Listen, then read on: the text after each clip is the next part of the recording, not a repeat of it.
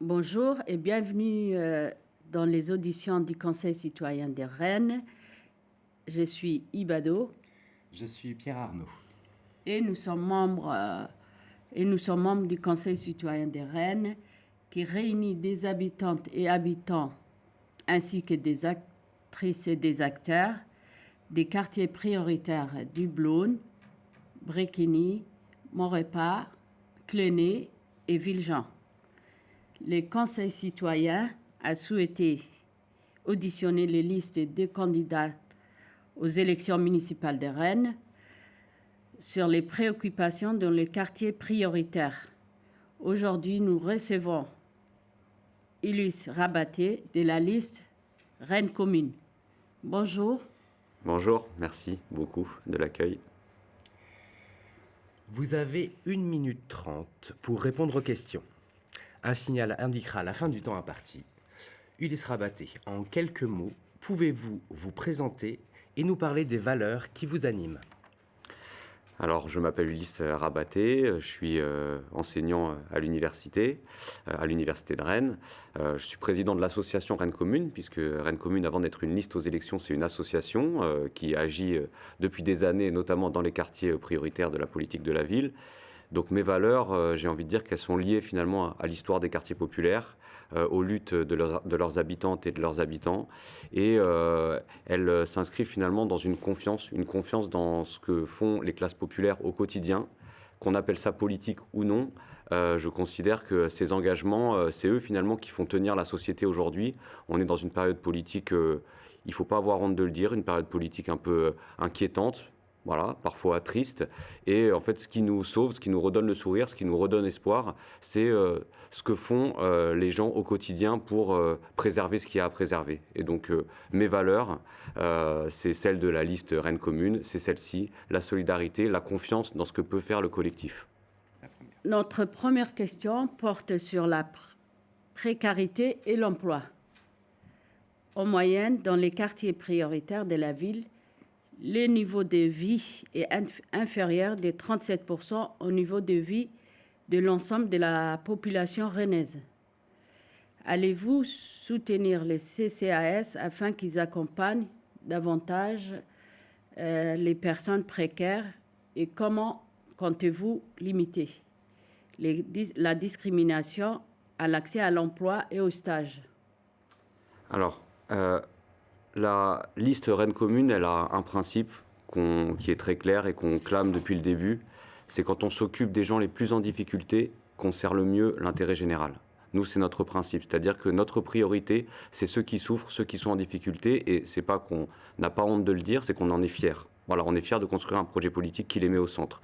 Ça veut dire qu'évidemment, le CCAS, comme structure municipale chargée de la solidarité, évidemment qu'il faut soutenir cette structure, mais surtout, il faut penser son avenir et notamment déployer de nouveaux moyens humains pour le CCAS.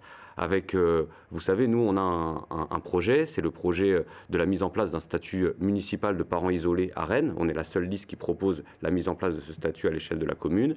Ce sera à la charge du CCAS, et donc évidemment que ça veut dire de nouveaux moyens et un nouveau développement pour notre centre communal d'action sociale. Sur la question de l'emploi, ça c'est très important. On a un plan de l'emploi pour la jeunesse, pour aider nos jeunes. On sait qu'il y a nos jeunes, notamment dans nos quartiers, qui sont obligés de quitter leur formation parce qu'ils n'ont pas de stage, pas d'alternance. C'est une honte. On veut combattre ça avec tous les moyens nécessaires. Et donc, le premier qu'on va utiliser, c'est des clauses sociales et d'insertion avec les partenaires de la municipalité pour obliger les entreprises qui viennent s'implanter sur le territoire à embaucher nos jeunes. Merci. Notre deuxième question concerne le logement. Prix toujours en hausse, manque de place, logement mal isolé. Quelles sont vos réponses face aux problématiques de l'habitat dans les quartiers prioritaires et quelle est votre position concernant le loyer unique HLM actuellement mis en œuvre ? Alors, sur le logement, nous, on agit au quotidien dans les quartiers. La priorité numéro 1 dans les quartiers, c'est la question du logement. Voilà, et ça, c'est une permanence. Quand on agit dans les quartiers populaires, on se rend compte que cette question, elle est prioritaire. Donc, ça veut dire qu'il faut penser avec les habitants, comment on améliore la situation. Il y a la question de l'état de notre patrimoine de logement et notamment du patrimoine social, qui est une vraie question. On l'a vécu avec les pannes de chauffage dans plusieurs quartiers de la ville cet hiver. Donc la question, c'est un plan d'investissement pour nos quartiers prioritaires, avec l'idée que oui, c'est bien de construire parce qu'il faut loger, mais il faut penser aussi à prendre soin de l'existant. Et donc nous, on veut aussi repenser les projets d'aménagement. Pas de construction tous azimuts, pas de destruction, parce qu'il va y avoir des destructions dans certains quartiers de notre ville, et penser à prendre soin de l'existant. Donc ça, c'est la chose la plus importante. Et sur, là, c'est des questions un petit peu techniques, sur le loyer fixe HLM. La question, c'est qu'il y a un avantage, c'est que ça permet en effet une forme de mixité sociale avec notamment un déploiement d'HLM dans le centre-ville, ou en tout cas au-delà des quartiers prioritaires. Donc ça, c'est intéressant en termes de mixité sociale. Par contre, est-ce que c'est vraiment à l'avantage de nos quartiers prioritaires, avec notamment des loyers qui parfois peuvent augmenter pour les habitants des quartiers? Ça, c'est une question. Et donc, je pense que cette question du loyer fixe HLM, il faut la poser et l'éclaircir avec les habitants de nos quartiers. Merci. La troisième question porte sur le vivre ensemble et le lien social, c'est-à-dire lutte contre l'isolement, la discrimination, la stigmatisation, la convivialité, les lieux de répit, etc. Nos quartiers accueillent notamment des personnes discriminées, isolées, fragilisées. Que prévoyez-vous de faire pour ces personnes, pour que ces personnes se sentent bien dans leur quartier? Alors, première chose, nos quartiers populaires, nos quartiers prioritaires de la politique de la ville sont des lieux de modernité. C'est là que s'invente la solidarité dans la société d'aujourd'hui. Et ça, c'est quelque chose qu'on clame haut et fort avec Rennes Commune. Nos quartiers populaires sont un modèle de l'expression de la solidarité. Et donc, avant de dire ce qu'on peut faire pour les quartiers, il faut déjà reconnaître ce que les quartiers font pour la société. Et donc ça, le principe politique de Rennes Commune, c'est justement de reconnaître la force politique des quartiers populaires. Donc le combat contre l'isolement, ça passe par déjà reconnaître les compétences qui existent aujourd'hui dans les quartiers, se rappeler que dans des moments comme la période de la crise sanitaire, ce sont les quartiers populaires qui ont été le modèle de la mise en place de dispositifs de solidarité 100% citoyens dans nos quartiers. Et donc ça, il faut le reconnaître. Ensuite, deuxième chose importante, est-ce que vous savez qu'à Rennes, il n'y a pas d'adjoint à la lutte contre les discriminations? Voilà, il n'y a pas d'adjoint fléché pour ça. Aujourd'hui, la lutte contre les discriminations, elle est mêlée à l'égalité homme-femme.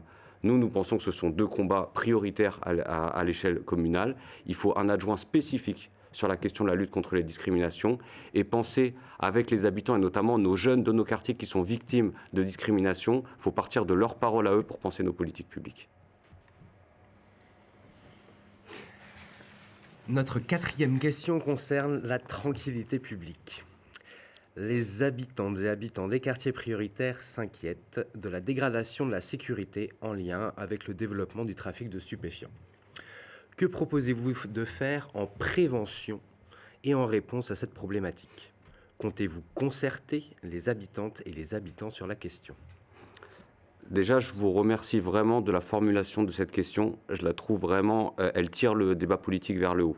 Voilà, et on en a besoin en ce moment, vu la manière dont certains candidats parlent de la question de la sécurité à Rennes. Donc vraiment, merci, et c'est la preuve que les habitants de nos quartiers sont en avance sur le monde politique pour parler de ces enjeux-là, parce qu'ils les vivent au quotidien. Donc la question de la sécurité, évidemment que c'est un sujet à Rennes dans nos quartiers, avec le lien avec le trafic de stupéfiants. Évidemment que les solutions 100% sécuritaires sont à la fois inefficaces et injustes, parce que c'est la double peine pour les habitants des quartiers qui subissent les violences et qui ensuite subissent aussi la présence policière. Et la présence policière, elle n'est pas que bénéfique pour les habitants de nos quartiers et notamment pour nos jeunes. Donc ça, il faut vraiment le dire que c'est l'expérience des habitants des quartiers qu'il faut faire remonter. Et donc, si le 100% sécuritaire ne fonctionne pas, c'est mettre le paquet sur la prévention et la proximité.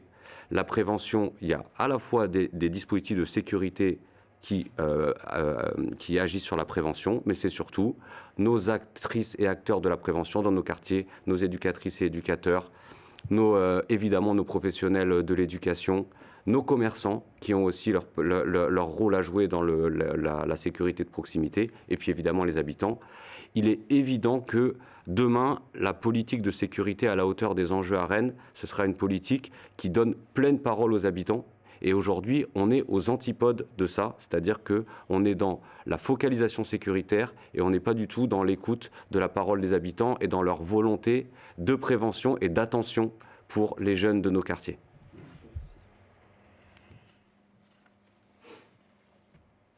La cinquième question que nous souhaitons aborder, la jeunesse, les rapports de OCDE sont accablants sur le déterminisme social à l'école et Rennes n'y échappe pas. Dans les quartiers prioritaires, que comptez-vous faire pour réduire les inégalités scolaires et quelle action souhaitez-vous mener à destination des jeunes de ces quartiers et de leurs parents? Alors, ça ne vous a pas échappé dans mes dernières interventions, la jeunesse, et notamment la jeunesse de nos quartiers populaires, c'est une priorité, j'ai presque envie de vous dire, ça fait partie de l'ADN de Rennes Commune. Nous, on se lève le matin en pensant à nos jeunes qui subissent des discriminations, qui ne partent pas à égalité avec d'autres qui sont dans des situations plus faciles. Et nous, on a ce slogan avec Rennes Commune de dire c'est un bonheur de vivre à Rennes, c'est un bonheur d'être un jeune à Rennes, mais il faut que ça soit accessible à tout le monde. Et donc l'attention à nos jeunes, ça passe évidemment par penser tout le processus éducatif, parce que le mot éducation, je pense qu'il faut encore mieux l'investir à Rennes. Il y a ce qu'on peut faire avec l'éducation nationale, même si on sait que la ville n'a pas toutes les compétences pour agir sur ce qui se passe dans nos établissements scolaires, mais elle en a. Et la question, c'est aussi de penser justement les processus éducatifs et l'éducation de nos jeunes avec un prisme plus large. Comment les acteurs sociaux contribuent à cette éducation et à cet encadrement, comment on aide nos associations qui agissent pour les jeunes, comment on soutient beaucoup mieux les projets de nos jeunes des quartiers populaires qui sont pleins d'idées, pleins d'inventions, mais qui souvent se trouvent un peu confrontés aux limites structurelles de la société. Et puis, la question de la jeunesse, c'est se dire aujourd'hui, il y a des jeunesses à Rennes, comment on aide la jeunesse dans sa diversité. Merci. La sixième question porte sur l'urbanisme des espaces publics. Quels sont vos projets concernant les mobilités douces et inclusives ou encore la végétalisation dans les quartiers prioritaires? Mais surtout, comment comptez-vous impliquer les habitantes et les habitants dans cette décision? Là, c'est pareil, je vous remercie de la formulation de la question. Et du coup, je vais revenir sur un élément qui est venu dans une réunion publique qu'on a fait, parce que Rennes Commune fait beaucoup de réunions publiques, notamment dans les quartiers prioritaires, pour recueillir la parole des habitants. Et on a une habitante qui disait « Moi, je veux faire du vélo, mais en fait, il n'y a pas de place dans la cave de mon HLM pour mettre un vélo. » C'est des choses toutes bêtes. Mais avant de penser les circulations, il faut penser aussi les moyens que les habitants ont pour avoir les comportements dont on dit qu'ils sont les comportements responsables d'aujourd'hui. Oui, si jamais vous n'avez pas de place pour mettre un vélo dans votre cave, comment vous pouvez vous déplacer avec un vélo? Donc la question, c'est aussi de dire, au-delà de l'aménagement urbain, et se dire qu'il faut... Nous, on est pour débitumer le centre-ville et faire sortir la Vilaine, d'accord? On est pour ce projet, mais on est pour aussi qu'on pense la végétalisation et l'ouverture à la nature aussi dans nos quartiers populaires. Et que ça ne peut pas être la végétalisation quelque part et la bétonisation ailleurs. Et parfois, c'est ce que nos quartiers populaires vivent à Rennes. Donc, il faut penser l'aménagement, mais il faut penser aussi concrètement comment on donne les moyens aux habitantes et aux habitants des quartiers populaires pour faire vivre l'écologie.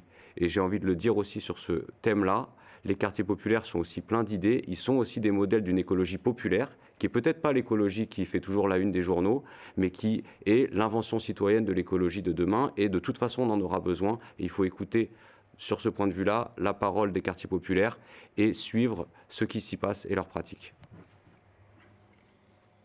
Merci. La septième question concerne la démocratie locale. À Rennes et particulièrement dans les quartiers prioritaires, quelles mesures prendrez-vous pour développer la participation citoyenne?